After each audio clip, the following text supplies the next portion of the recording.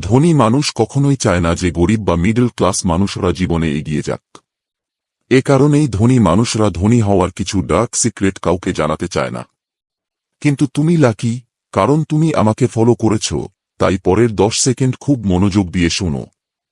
এরা ঘুরিয়ে পেঁচিয়ে বলে, সকালে ওঠো, ধনী হতে হলে বই পড়ো, এটা করো, ওটা করো, ম্যাটেরিয়াল, ম্যাট্রিক্স। অথচ কৃষকরাও তো সকালে ওঠে, আর সাংবাদিক, শিক্ষকরাও বই পড়ে। তবুও তারা স্ট্রাগল করে। আসল সিক্রেট হল, আমরা সকালে উঠি, টুথব্রাশ করি, চা খাই, মোবাইল দেখি, বাইকে ঘুরি, ইউটিউব, ফেসবুক, ইনস্টাগ্রাম। মানি, মোর। এখন ভাবো, আজ থেকে 20 বছর আগে এসব কিছু ছিলই না। কিন্তু আজ আমরা এসবের প্রতি আসক্ত হয়ে গেছি।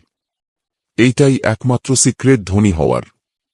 মানুষকে নিজের প্রোডাক্টের প্রতি আসক্ত করে তোলো, তারা নিজের ইচ্ছায় তোমাকে টাকা দেবে। এটাই হচ্ছে আসল সত্য। যদি ভিডিওটা ভালো লেগে থাকে, তাহলে কমেন্টে অবশ্যই লিখো।